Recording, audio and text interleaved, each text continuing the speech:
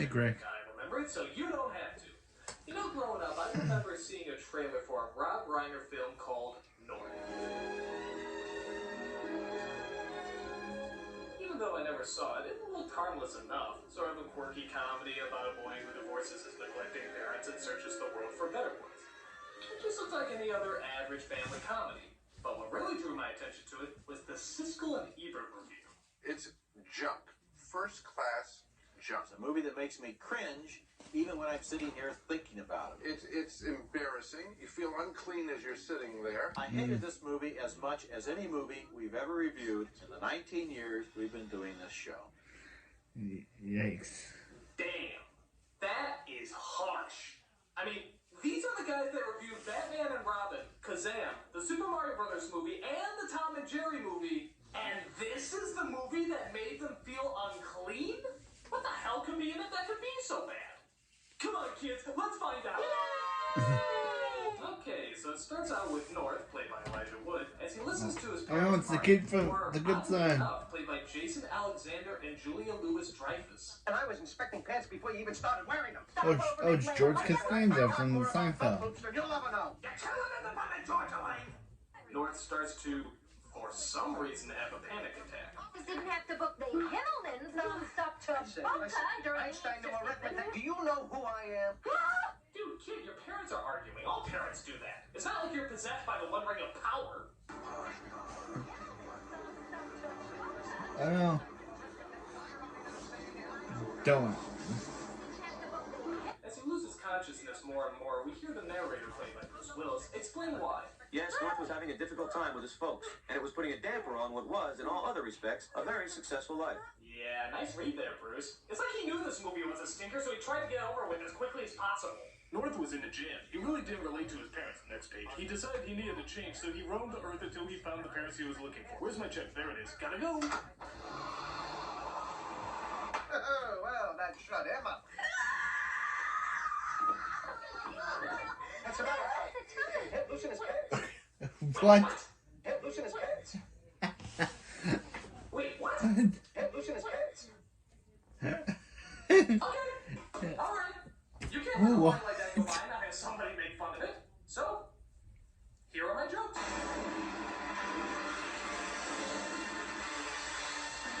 Number 10. Loose in his pants. Or take his shirt off. Either way, I'm getting the show. Number 9. Loose in his pants. I hate it when I have to direct the strippers. Number 8. Loose in his pants. Damn it, man, I'm a doctor, not a pedophile. Number 7. Loose in his pants. Isn't that the slogan for an ambulance? Number 6. What? Loose in his pants. But just skip over the turning your head and coughing. Number 5. Loose in his pants. I always forget we circumcised him. Number 4. Loose in his pants. Now we're going to see why his last name is Wood. Number 3. Loose in his pants. Elaine wants to see if he's truly sponge-worthy. Number 2. Loose in his pants. You know, when you said we were having the other white meat, this isn't what I had in mind. And the number 1 joke to be made about this scene is... Loose in his pants. If anyone asks, Art Vanderlei did it. Plenty of Paul! Yeah. So it turns out North is sort of a child prodigy, loved by all except his own parents. So he relaxes in his secret place, which is ironically in the middle of a display room, which everyone can see, so not really a secret. Yeah. When he comes across Bruce Willis as a bunny, What? I really wish I was making that up. Who are you? The Easter Bunny. And I'm a hobbit, blow me. Oh, it's a holiday. How about yours? Not lately. I had a real bad game today. How bad was it? I walked 9 Panthers and hit my coach's wife with a wild pitch. It's my folks. They don't know what a good thing they got in you, right? Exactly. And they're the only ones. You should hear what all the other parents say about me. North's room is always clean. North always looks both ways. North never spoils his appetite. North flosses. North was crucified for our sins. When are you gonna make that kind of commitment? You realize, of course, that you're not alone. What do you mean? Look, kid, just because I'm in a bunny suit doesn't mean I haven't stumbled across... Yeah, it does. Well, whatever you're about to say, Yeah. being in a bunny suit pretty much destroys all credibility. If you want my advice, and I know you didn't ask for it, go home, make up, and goodbye. What? And that was it. Nothing special. I just left him there in that secret spot of his. Just him and his thoughts. And some of the hallucinogenic brownies that seem to be taking effect. What a scoop! Ah! Ah. Free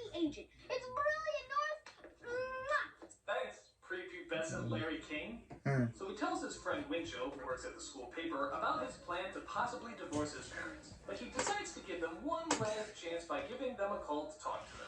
So he places a call to the pants factory where his father works, where... Wait, What? what the hell? Why is there a... Huh? What? What? What the hell's going on in the background? Who owns this pants factory? Willy Wonka? That's bad. After his dad blows him off, North finally decides to cut the leash and officially divorce his folks, hiring a lawyer played by John Lovitz. Come on, Ann, these folks are gonna fight it. Of course they are. They're not going to take this lying down. And Get it? They said lying down and now they're lying down. yeah. I just wanted to explain that because, you know, it's so subtle. So they go to court where the judge, played by Alan Arkin, is about as plausible as that idiot who judged the Anna Nicole Smith trial.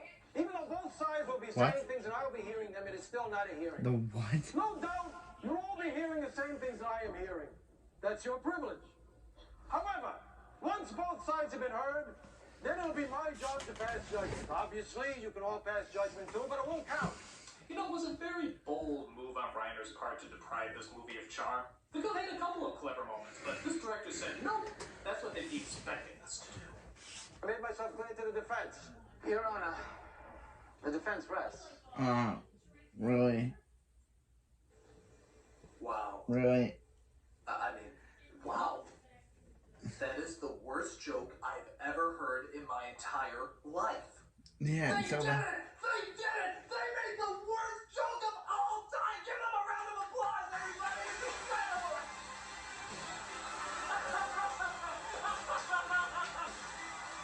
joke ever.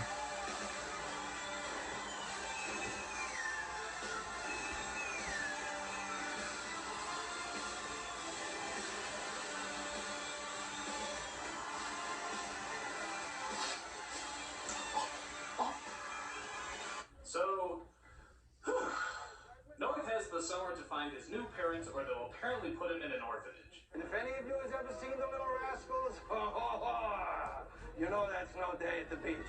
I like to judge things by 1920s comedies, instead of those useless facts or statistics.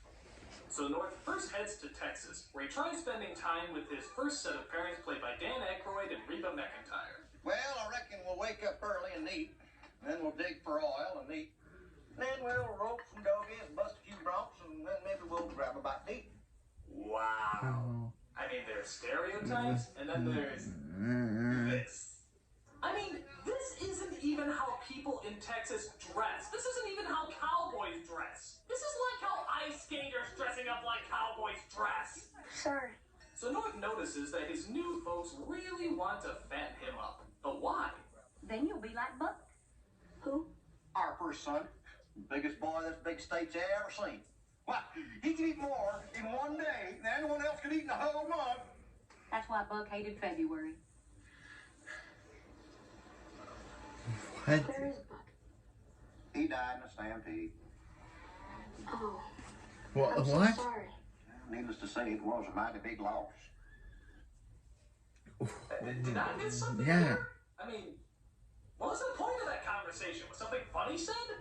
They have a son, the son dies, so what? They have a son, the son is fat, he dies in a stampede, so where's the humor? In fact, I'm gonna play a little game with you. It's a wonderful game to play with a lot of really bad movies, and it's simply called Spot the Joke. Alright, listen closely. There has to be some humor in here somewhere. He can eat more in one day than anyone else could eat in a whole month. No, nothing funny yet. That's why Buck hated February. Not even a giggle. He died in a stampede. I'm so sorry. Needless to say, it was a mighty big loss. Oh, wait a minute! Big loss! Because he's fat! And dead! And fat dead people are apparently hilarious! 35 seconds of build-up for a fat dead person joke. Oh, I hope you enjoyed playing. Tune in next time, which will probably just be in a few seconds. Ready, Paul? Ready, Ma? We had a son who was traveled by a ton of longhorn. Hello! Song? Yes, Yeah, song. there's a song in this movie, even though there's not one anywhere else. Is it a funny song? No. Yeah. Oh, this must have been that missing Beauty and the Beast song. Be our hostage. You'll grow more on chain stores, Mary Betsy Lou. This is awful. I haven't heard music this bad since Rudy Woodpecker sang right at the Valkyries at the Lyric Opera. What is going on?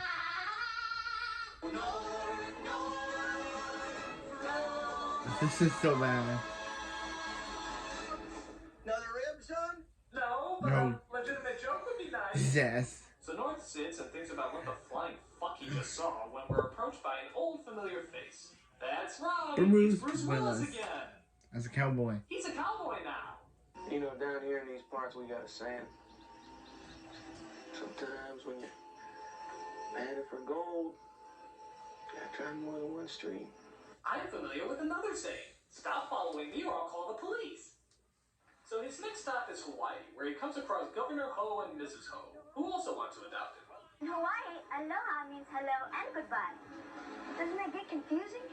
Only when you're firing someone. Oh, well, aloha. What do you mean I'm fired? So, are there as many ethnic stereotypes in Hawaii as there are in Texas? Do volcano gods eat virgins? Well, here in the islands, we have only 12 letters in our alphabet. I didn't know that. Well, sure, just think about it. Waikiki, Honolulu. Well, that's very interesting, but how does that help me get into college? Well, since we don't use the letters B, C, D, and F, you're pretty much guaranteed to get straight A's. Good gravy, the jokes of Happy Meals are funnier than this. But North is also wondering why the governor and his wife want to adopt him in the first place. Hawaii is a lush and fertile land. In fact, there's only one barren area on all of our islands. Unfortunately, it's Mrs. Ho. That's the worst thing ever uttered by humans. This movie's pure evil. I mean, what is up with these jokes? Yeah, they're not funny. You know what? I don't even think Rob Reiner was paying attention. I think he just wanted to go on vacation and somehow get paid for it. So he made a cheap-ass movie shouting cut every couple of minutes while he sat around swinging on a hammock. That, at least, would be a more believable excuse. Please give a big, warm Hawaiian welcome to our new pride and joy, our son, Lord.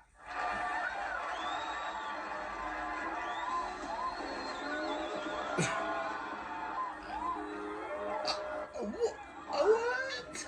What is that? Son, that'll be in every airport, along every highway. My crack? What gives you the right to show my crack in every highway? I agree. That needs an answer. Yeah. I'm the governor of a state that's running a little low on self-esteem. He's right. This is terrible. I can't even. Excuse me, but what does this have to do with my crack? Again, a legit point. If you lived here in Hawaii, people would be more inclined to settle here. I don't know. I need some time to think, okay? Yes, like what the hell does any of this have to do with this motherfucking crack? How would that promote tourism? It's disgusting. Whenever people visit Hawaii, they want them to think of pale boy butt? What is this movie's fascination with Elijah Wood's nether regions? Oh, by the way, Bruce Willis pops up again. Yeah, I guess he's supposed to be like a He's a surfer. mysterious mentor that follows him around, but I don't know. I think he's more like the annoying mushroom that says our princess is in another castle. You just want to smack him every time he appears. But I don't think I should settle for parents who have to show my most private crevice on a billboard to make them feel better about themselves. That's nothing. You should see what Governor Palin is doing with her kids. Ooh. And speaking of Alaska, that's where North is off to next, where the plane lands on the ground and... Wait, what? Yeah.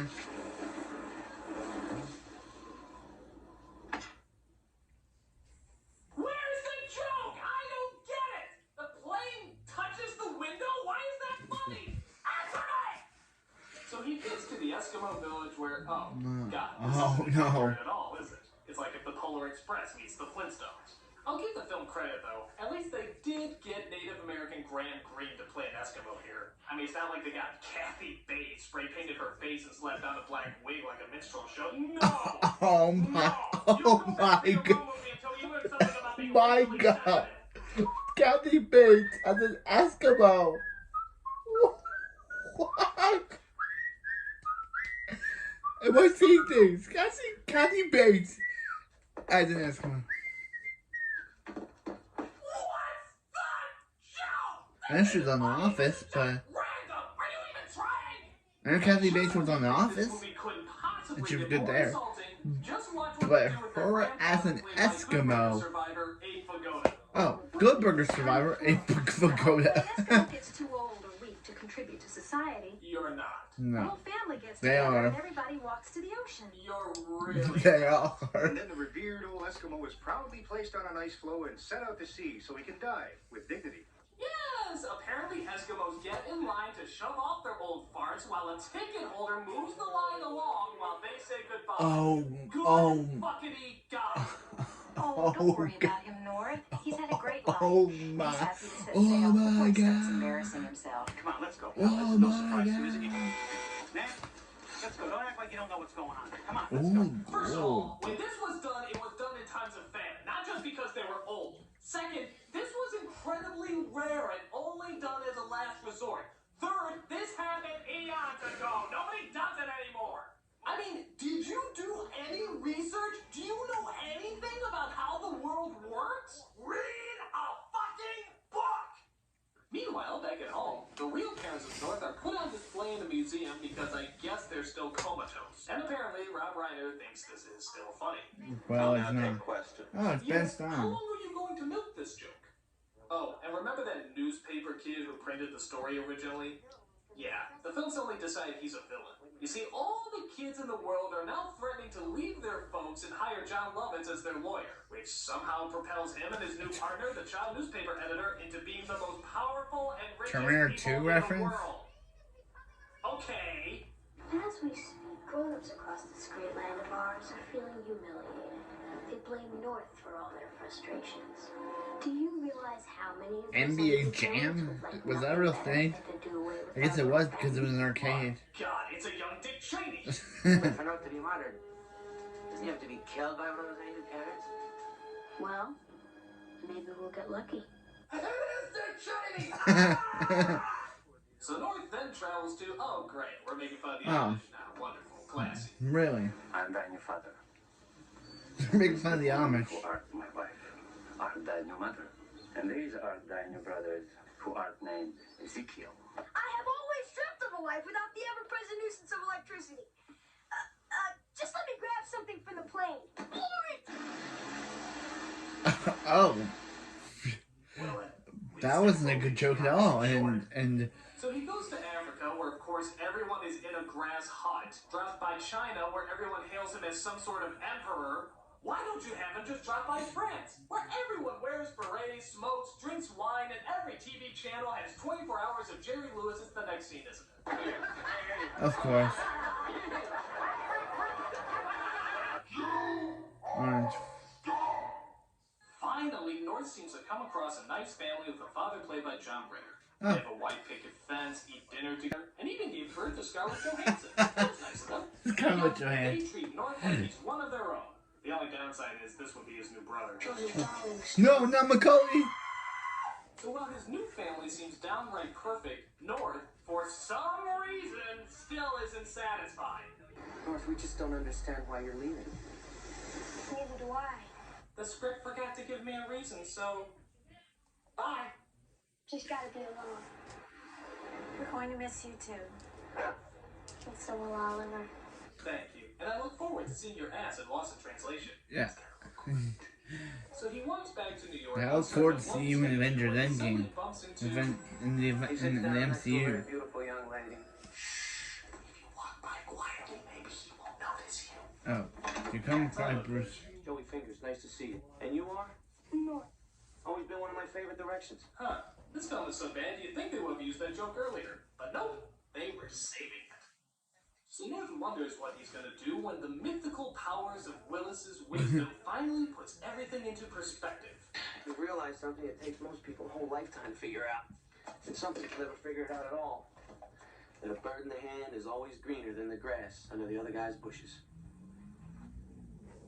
I hate you. So Willis drives him off at the airport so North can meet up with his folks, who I guess finally snapped out of their coma. And remember, kid, if you can't stand the heat, stay out of Miami. Well, what does that metaphor mean? What metaphor? You ever been down there in August? Your balls stick to your leg like crazy glue. You know, for kids. Where do you think you're going? I'm going home. Not on this plane, you're not. Why not? It says here you're dead. But I'm not. How can I be sure? I'm standing here talking to you. I know, and that scares me. And since I don't scare you... And one uninspired comedy routine later. What's he doing? He's trying to get back to his old parent. It'll ruin everything. Let's get him. So the kids chase him down when suddenly... Okay, wait a minute. That was 2 minutes without a Willis cameo. That's not even enough time to change costumes. What are you? Some kind of guardian angel? Well, I guess you can say that. Because in a manner of speaking, we at Federal Express feel that we are guardians. Guardians of your most important packages and priority communiques. Federal Express. Our creepy Bruce Willis stalkers are here to serve you. So Willis finally gets him home, as it turns out his parents aren't there. They're at his secret spot, which apparently wasn't so secret if they knew about it, waiting for him to show.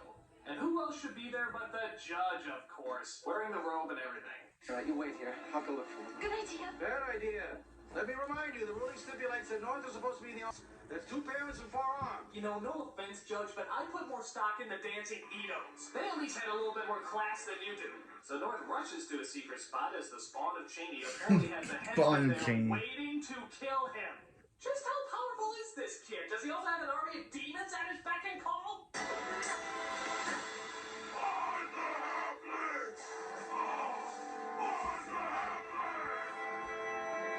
So North rushes towards his parents. The henchman gets out his gun, pulls the trigger, and it was all a dream.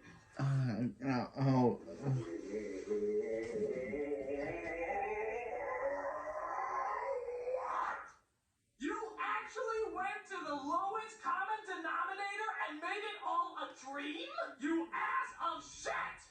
You still here? Must have fallen asleep. Come on. I'll give you a ride home. Yeah, along with all the other But you great gave lessons him of the this movie, idea. take rides from strangers, especially if they dress up like the Easter Bunny. That's a good idea. Thanks a lot, mister. Don't mention it, kid. And remember, be it ever so humble, there's no place like home. Yup. An hour and a half of unfunny jokes, ethnic stereotypes, and hate-filled stupidity just for something you'd see on a Welcome Mat. I hope you enjoyed this journey of racist insensitivity. Allow us to replace the credits with the words, "We're sorry," 100 times. This movie is amazing. It actually goes beyond belief. In today's PC world, for a film like this to get made, let alone for kids, it's scary as shit. How could anyone greenlight this? How could anyone sign on for it? How could they get all these big name stars for such an ugly piece of cinematic prostitution? Maybe Rob Reiner thought he had too many good films and needed a bad film to even it out. Personally, I now see why Siskel and Ebert hated this film so much. And I really agree with Roger Ebert when he ended his review by saying, I hated this movie. Hated this movie. Hated it. Hated every simpering, stupid, vacant, audience-insulting moment of it. "You're too fucking nice!" I'm the nostalgia critic. I remember it, so you don't have